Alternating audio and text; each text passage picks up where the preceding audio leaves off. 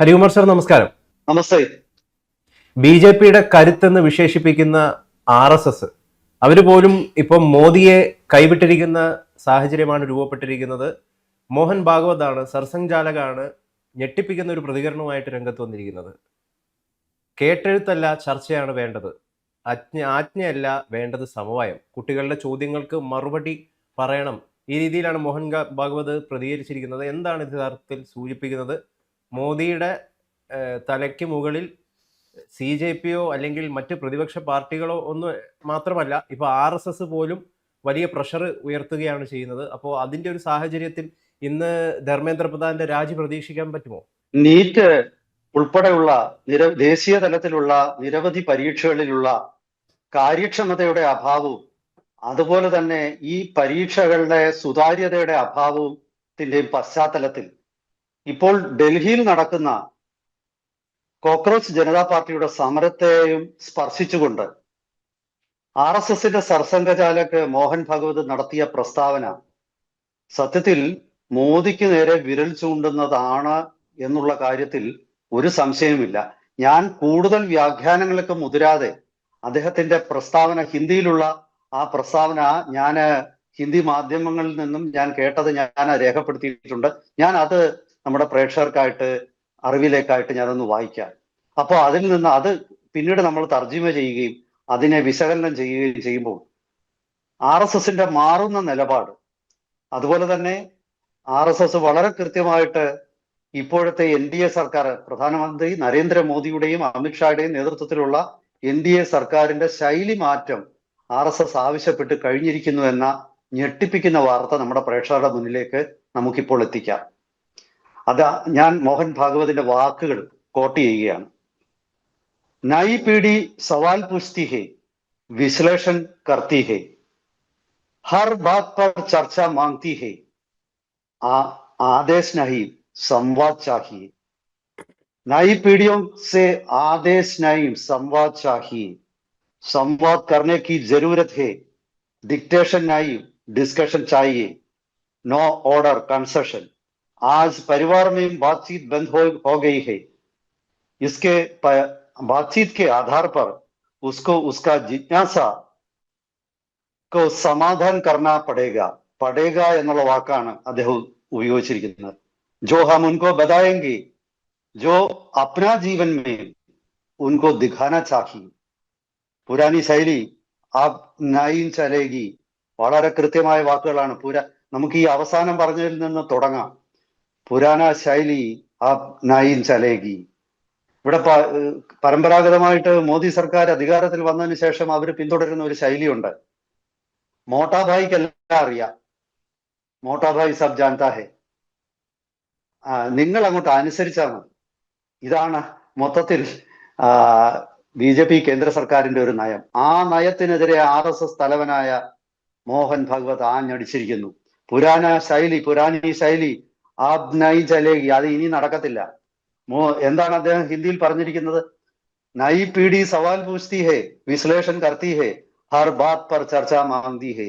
നയി പീഡി എന്ന് പറഞ്ഞാൽ പുതിയ തലമുറ ചോദ്യങ്ങൾ ഉന്നയിക്കുന്നു, അവർ വിശകലനങ്ങൾ നടത്തുന്നു, അവർ ഓരോ വസ്തുതകളിലും ചർച്ച ആവശ്യപ്പെടുന്നു. അവരുടെ നേർക്ക് ആജ്ഞയൊന്നും കൊടുക്കണ്ട. ആദേശ് നഹീം സംവാദ് ചാഹിയേ. അതായത് ചർച്ചയാണ് ആവശ്യം. അവിടെ ഇരുന്നുകൊണ്ട് ഓർഡർ ഒന്നും വിടണ്ട. ആ കാലമൊക്കെ കഴിഞ്ഞു. ഞെട്ടിപ്പിക്കുന്ന ഒരു പ്രസ്താവനയാണ്. പേരൊന്നും എടുത്ത് പറയുന്നില്ല ആരുടെ. ഇപ്പൊ മോദിയെയോ അമിത്ഷായെയോ ഒന്നും പേരെടുത്ത് വിമർശിക്കുന്നില്ല. പക്ഷേ അവരുടെ ശൈലിയെ അറിയാവുന്ന ആൾക്കാർക്ക് വളരെ കൃത്യമായി നടത്തിയ ഒരു താക്കീതായിട്ടാണ് ഇത് ഞാൻ കാണുന്നത്. ആജ് പരിവാർ മേ ബാത്ചീത് ബന്ദ് ഹോ ഗയി ഹെ. അതായത് പരിവാർ എന്ന് പറയുന്നത് എനിക്ക് തോന്നുന്നു സംഘപരിവാറിൽ തന്നെയാണ്. മോദിയും അമിത്ഷായും ഒന്നും പരിവാറിനുള്ളിൽ കാര്യങ്ങൾ ചർച്ച ചെയ്യുന്നില്ല എന്നുള്ള വ്യക്തമായ സൂചന അല്ലേ മോഹൻ ഭാഗവത് നടത്തിയിരിക്കുന്നത്? അല്ലെങ്കിൽ പിന്നെ എന്തിനെ കുറിച്ചാണ് അദ്ദേഹം പറഞ്ഞിരിക്കുന്നത്? ഇനി മറ്റു പല ഇത്തരം വാർത്തകൾ വന്നു കഴിയുമ്പോൾ മറ്റു പല വിശദീകരണങ്ങളുമായിട്ട് പല ആൾക്കാരും രംഗത്ത് വരും. ആ വിശദീകരണങ്ങൾക്കൊന്നും ഒരർത്ഥവും ഇല്ല എന്ന് ഞാൻ പറയും. കാരണം അത്ര വ്യക്തമാണ് മോഹൻ ഭാഗവതിന്റെ വാക്കുകൾ. बातचीत के आधार पर उसका जिज्ञासा സമാധാൻ കർണ പടയുക. അതായത് ചർച്ചകളുടെ അടിസ്ഥാനത്തിൽ, സംഭാഷണത്തിന്റെ അടിസ്ഥാനത്തിൽ കുട്ടികൾ ഉയർത്തുന്ന സംശയങ്ങളുടെ, അവരുടെ ചോദ്യങ്ങൾക്ക് അതിന് സമാധാൻ കർണ പടയുക. സമാധാനം എന്ന് പറഞ്ഞാൽ അതിന്റെ പരിഹാരം, സൊല്യൂഷൻ. ആ സൊല്യൂഷൻ ഈ ചർച്ചയുടെ അടിസ്ഥാനത്തിൽ കൊടുക്കണം. കാര്യം വളരെ കൃത്യമല്ലേ? ഇതിൽ സംശയത്തിനുള്ള യാതൊരു പഴുതും മോഹൻ ഭാഗവത് ഇട്ടിട്ടില്ല. ചോദിക്കും.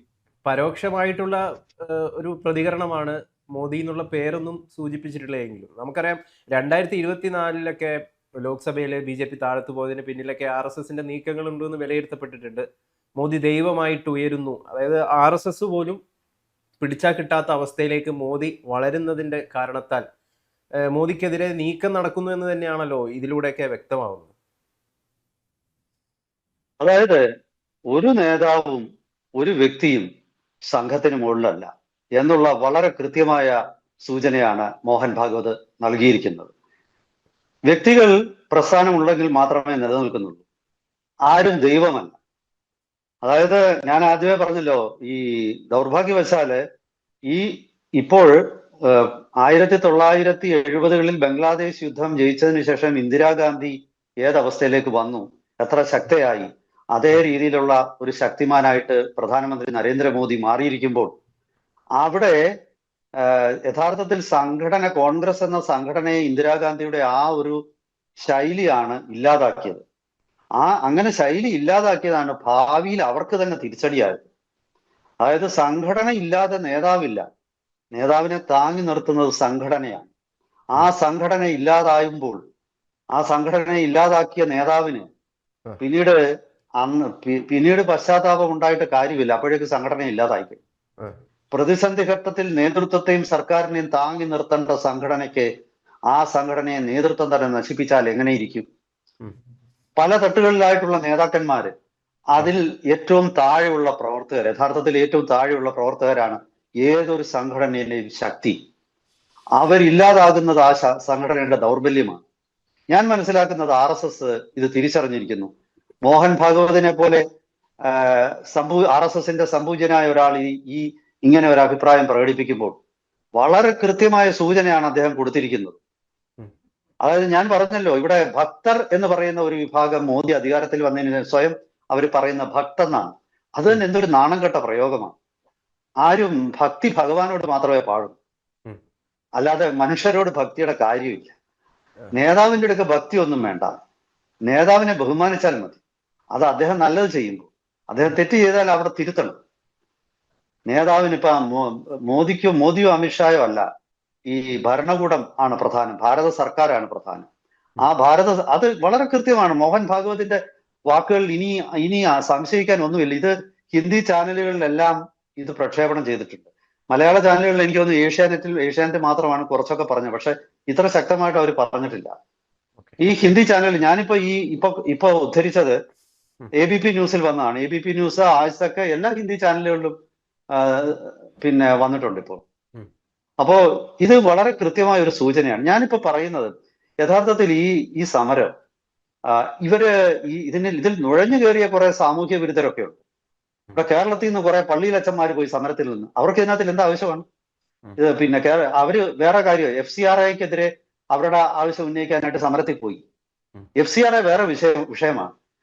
ഇടയ്ക്കൂടെ നൂന്ന് കയറിയിട്ട് ഒരു പ്രയോഗം നടത്താനുള്ള ഒരു ശ്രമമാണ് നടത്തിയത്. അതൊന്നും അംഗീകരിക്കാൻ പറ്റത്തില്ല. അതുപോലെ തന്നെ കാശ്മീരിലെ വിഘടനവാദികള്, ദേശവിരുദ്ധര്, തീവ്രവാദികള്, ഇത്തരം ആൾക്കാരൊക്കെ ഇതിലേക്ക് നുഴഞ്ഞു കയറാൻ തുടങ്ങിയിരിക്കുന്നു. പക്ഷേ ഈ വിദ്യാർത്ഥികൾ ഉന്നയിച്ച ആവശ്യം, യഥാർത്ഥ വിദ്യാർത്ഥികളുടെ ആവശ്യം, അതിൽ സത്യമുണ്ട്. അതായത് നമ്മുടെ പരീക്ഷാ സമ്പ്രദായത്തിലെ പിഴവുകൾ പരിശോധിക്കണം. അടിയന്തര ആവശ്യമാണ്. നമ്മുടെ രാഷ്ട്ര സുരക്ഷ പോലെ അടിയന്തരമായ ആവശ്യമാണ്. സർക്കാർ എന്തായാലും ഈ പരീക്ഷാ ക്രമക്കേടുകൾ കാണിക്കുന്നവർക്ക് 10 കൊല്ലം തടവെന്ന, കഠിന തടവെന്നുള്ള പുതിയ നീക്കങ്ങളും ഒക്കെ നടത്തുന്നു. അത് സ്വാഗതാർഹമാണ്. അതുപോലെ തന്നെ ഇങ്ങനെയുള്ള ക്രമക്കേടുകളിൽ ഉൾപ്പെടുന്നവർക്ക് കയ്യിൽ നിന്നും വലിയ തുക പിഴയായിട്ട് ഈടാക്കാൻ തീരുമാനിച്ചിരിക്കുന്നു. ഇതെല്ലാം നല്ല കാര്യമായിട്ടാണ് ഞാൻ കാണുന്നത്. പക്ഷെ ഇതൊക്കെ നേരത്തെ വേണമായിരുന്നു. ഇങ്ങനെ മോദി അധികാരത്തിൽ കയറിയിട്ട് ഇപ്പോ 13 കൊല്ലമായി. ഇത്ര കാത്തിരിക്കണമായിരുന്നു? ഈ മേഖലയിലൊക്കെ എന്തുകൊണ്ട് അദ്ദേഹത്തിന് ഇതിലെ പ്രതിസന്ധികളെ മനസ്സിലാക്കിക്കൂടാ? ഓരോ വകുപ്പിലും ശരിക്കു പറഞ്ഞാൽ ആ വകുപ്പിനെ കുറിച്ച് അറിയാവുന്ന മിടുക്കന്മാരായ മന്ത്രിമാർ വേണം. ഞാൻ പറഞ്ഞു കേൾക്കുന്നത് യഥാർത്ഥത്തിൽ ഇപ്പോൾ രാജ്നാഥ് സിംഗ് അല്ലെങ്കിൽ നിതിൻ ഗഡ്കരി അങ്ങനെ കുറച്ച് മന്ത്രിമാർക്ക് മാത്രമേ പ്രവർത്തിക്കാൻ പോലുള്ള സ്വാതന്ത്ര്യമുള്ളൂ. ബാക്കി മന്ത്രിമാരൊക്കെ വെറും പാവകളാണ്. സെക്രട്ടറിമാർ പോലും അവരെ വകവെക്കുന്നില്ല. സർവ്വതും പ്രധാനമന്ത്രിയുടെ ഓഫീസിൽ നിന്നാണ് ഇങ്ങോട്ട് കെട്ടി ഇറക്കുന്നത്. ഓരോരുത്തരുടെയും തലയിൽ അടിച്ചേൽപ്പിക്കുക. മന്ത്രിമാർക്ക് സ്വാതന്ത്ര്യമില്ല, പാർട്ടിക്ക് സ്വാതന്ത്ര്യമില്ല. പാർട്ടി പ്രസിഡന്റ് നിതിൻ നവീന് ഒരക്ഷരം ഉരിയാടിയിട്ടില്ലല്ലോ. ബി ജെ പിയുടെ പല സംസ്ഥാന ഘടകങ്ങൾക്കും സംഘടനാ സെക്രട്ടറി ഇല്ലാതായല്ലോ. എന്താണ് ഈ സംഭവിക്കുന്നത്? പല പരിവാർ സംഘടനകളിലും സംഘടനാ സെക്രട്ടറിമാർ ഇല്ലാതായല്ലോ. എന്തായാലും എനിക്ക് തോന്നുന്നു ഈ സംഭവം മൊത്തം കൊലാപ്സ് ചെയ്യുന്നതിന് മുമ്പ്, തകരുന്നതിന് മുമ്പ് സർസംഘചാലകൻ മോഹൻ ഭാഗവത് ഇടപെട്ടത് തീർച്ചയായിട്ടും നല്ലൊരു കാര്യമായിട്ടാണ് ഞാൻ വിലയിരുത്തുന്നത്. ഇത് രാജിയിലേക്ക് കാരണം പോകുന്ന ആരെങ്കിലും തിരുത്താൻ വേണം. രാജി സാധ്യതയുണ്ടോ? ധർമ്മേന്ദ്ര പ്രധാന്റെ രാജിയാണല്ലോ പ്രധാനപ്പെട്ടിട്ടുള്ളത്. ഈ ധർമ്മേന്ദ്ര പ്രധാന്റെ രാജി എന്ന് പറയുന്നത് അതിന്റെ ഒരു ലക്ഷണം മാത്രമാണ്. അദ്ദേഹത്തിനെ വകുപ്പിൽ നിന്ന് മാറ്റും ഇന്നല്ലെങ്കിൽ നാളെ എന്ന് തന്നെയാണ് ഞാൻ കരുതുന്നത്. ധർമ്മേന്ദ്ര പ്രധാന്റെ രാജി മാത്രമല്ല, മൊത്തം ശൈലി മാറും. കേന്ദ്ര മന്ത്രിസഭയിൽ ഒരു അഴിച്ചുപണി ഉണ്ടാകണം. പാർട്ടിയുടെ സംഘടനാ സംവിധാനത്തിൽ ആവശ്യമുള്ള ജനറൽ സെക്രട്ടറിമാരെ നിയമിക്കണം. സംഘടനാ സെക്രട്ടറിമാരുണ്ടാകണം.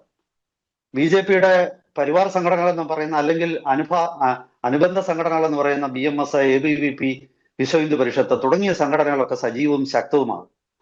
അതിലൊക്കെ അതിന്റെ പ്രവർത്തനം പുനരുജ്ജീവിപ്പിക്കണം.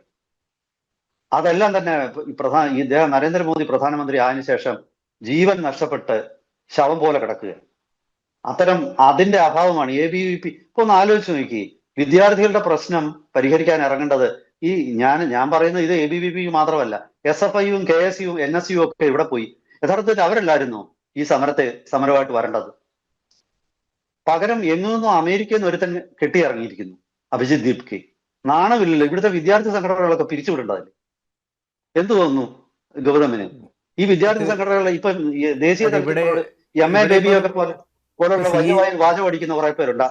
അവരൊക്കെ എന്താ ചെയ്തോണ്ടിരുന്നത്? CJP ചെയ്ത കഷ്ടപ്പാട്, അവരുടെ എഫേർട്ട്, ആ എഫേർട്ടിനെ ഉപയോഗപ്പെടുത്തുകയാണ് ഈ വിദ്യാർത്ഥി സംഘടനകൾ എന്ന് പറയുന്നത്. ഒന്ന് ഈ വിഷയത്തിൽ വിദ്യാർത്ഥി സംഘടനകൾക്ക് ഒരു പ്രസക്തിയില്ല. വിദ്യാർത്ഥി സംഘടനകൾ ഒരു പ്രസക്തി ഇല്ലാതായി കഴിഞ്ഞിരിക്കുന്നു. ഈ വിദ്യാർത്ഥി സംഘടനകളെ പിരിച്ചുവിട്ട് അവര് പാർട്ടിയുടെ നേതാക്കന്മാരുടെ ചട്ടുകങ്ങളും മൂടുതാങ്ങികളുമായിട്ടുള്ള ഒരു സംഘം ആൾക്കാരാണ് ഭാരതത്തിലെ വിദ്യാർത്ഥി സംഘടന. അത് പ്രസക്തി ഇല്ലാതായി കഴിഞ്ഞാൽ അവരെ പിരിച്ചുവിടണം. ഇതാണ് ഞാൻ പറയുന്നത്. അപ്പൊ ചുരുക്കി പറഞ്ഞാൽ ഏതായാലും ഒരാളെങ്കിലും ഇതിനകത്തിൽ അഭിപ്രായ പ്രകടനം, സത്യസന്ധമായ അഭിപ്രായ പ്രകടനം നടത്താൻ കൂടുതൽ വായിക്കേണ്ട കാര്യമില്ല. ഇതില് വളരെ കഷ്ടം തോന്നുന്നത് എന്താണെന്ന് വെച്ച് കഴിഞ്ഞാല്, ഈ വിഷയത്തിൽ പോലും മോദിയെ ന്യായീകരിച്ചുകൊണ്ട്, അല്ലെങ്കിൽ ധർമ്മേന്ദ്ര പ്രധാൻ രാജിവെക്കരുത് എന്ന് പറഞ്ഞുകൊണ്ട് കുറെ, സാറ് നേരത്തെ സൂചിപ്പിച്ച പോലുള്ള ഭക്തവത്സല സംഘമാണ് രംഗത്തെത്തുന്നത്. ആ ഭക്തവത്സല സംഘം RSSന്റെ മോഹൻ ഭാഗവത് പറഞ്ഞ വാക്കുകൾ കേൾക്കുക അല്ലെങ്കിൽ അത് മനസ്സിലാക്കുക എന്ന് പറയുന്ന ഒരു പ്രധാനപ്പെട്ടിട്ടുള്ള ഒരു സംഗതിയാണ്. ആജ്ഞയല്ല വേണ്ടത്, സമവായമാണ്. കേട്ടെഴുത്തല്ല വേണ്ടത്, ചർച്ചയാണ്. എന്താണ് ഇതുകൊണ്ട് ഉദ്ദേശിക്കുന്നത് എന്ന് അവർ മനസ്സിലാക്കേണ്ടതാണ്. ഈ വാർത്ത ഒരുപക്ഷെ നമ്മൾ മാത്രമായിരിക്കും മലയാളത്തില് മാധ്യമത്തിൽ ഏറ്റവും ആദ്യം ചർച്ച ചെയ്തിട്ടുണ്ടാവുക. മറ്റാരും ഇത് ഒരുപക്ഷെ എടുക്കാൻ പോലും സാധ്യതയില്ല എന്നാണ് ഞാൻ മനസ്സിലാക്കുന്നത്. തീർച്ചയായിട്ടും ഈ ഭക്തരെന്ന് പറയുന്ന ആൾക്കാരുടെ കണ്ണ് ആദ്യം തുറക്കട്ടെ. അവരുടെ ഭക്തി യഥാർത്ഥത്തിൽ ആരോടാണ് വേണ്ടതെന്ന് അവർ തീരുമാനിക്കട്ടെ. ഇത്തരം ഭക്തന്മാരുണ്ടെങ്കിൽ പിന്നെ ശത്രുക്കളുടെ ആവശ്യമില്ല. ഇവര് നേർവഴിക്ക് പ്രസ്ഥാനത്തെ നടത്തുകയല്ല ചെയ്യുന്നത്. ഇവരെല്ലാത്തിനും ആടുതാങ്ങികളായിട്ട് നിന്ന് ഇവരുടെ ലക്ഷ്യം വേറെയാണ്. ഇവര് പലരുടെയും കേന്ദ്ര നേതാക്കന്മാരുടെ ഗുഡ് ബുക്സിൽ വന്നിട്ട് അവരുടെ കയ്യിൽ നിന്ന് എന്തെങ്കിലും ആനുകൂല്യം നേടിയെടുത്ത് എന്തെങ്കിലും താഴെ വീഴുന്ന എന്തെങ്കിലും റൊട്ടിക്കഷ്ണങ്ങൾക്ക് വേണ്ടി കടിപിടി കൂടുന്ന ഒരു സംഘം മാത്രമാണിത്. അവർ കുറച്ചോണ്ടേയിരിക്കും. അവർ യഥാർത്ഥത്തിൽ പ്രസ്ഥാനത്തിന് ഒരു ബാധ്യതയാണ്. പ്രസ്ഥാനത്തിന് വേണ്ടത് യഥാർത്ഥത്തിൽ ശരി ചെയ്യുമ്പോൾ കൈയടിക്കാനും തെറ്റ് ചെയ്യുമ്പോൾ തിരുത്താനും പുറത്തു നിന്നുള്ള ആക്രമണങ്ങളെ പ്രതിരോധിക്കാനും സമൂഹത്തിൽ ആശയ സമരം നടത്താനും ആശയങ്ങൾ പ്രചരിപ്പിക്കാനുമുള്ള ബുദ്ധിയും തലച്ചോറുമുള്ള ബുദ്ധിമാന്മാരെയാണ് എല്ലാ സംഘടനകൾക്കും ആവശ്യം. അല്ലാതെ മീഡിയോക്രിറ്റീസിനെയും ഒന്നിനും കൊള്ളാതെ നടക്കുന്ന കുറെ എണ്ണം, ഇവിടെ വേക്കൻസി ഉണ്ടെന്ന് പറഞ്ഞ് ഇങ്ങോട്ട് ചാടിക്കേറിയ കുറെ എണ്ണം, അവരാണ് ഈ പ്രസ്ഥാനത്തെ നശിപ്പിക്കുന്നത്. എന്തായാലും ശരി, വരും ദിവസങ്ങളിൽ മോഹൻ ഭാഗവതിന്റെ ഇപ്പോഴത്തെ പ്രസ്താവനയെ തുടർന്ന് പുതിയ നടപടികൾ RSS തന്നെ എല്ലാ സംസ്ഥാനങ്ങളും സ്വീകരിക്കുമെന്ന് പ്രതീക്ഷിക്കാം. വരും ദിവസങ്ങളിൽ ഇത് സംബന്ധിച്ച കൂടുതൽ വിശകലനങ്ങളുമായിട്ട് വീണ്ടും നമുക്ക് പ്രേക്ഷകരുടെ മുന്നിലെത്താം. അതുവരെ ഒരിക്കൽ കൂടി എല്ലാവർക്കും നമസ്കാരം.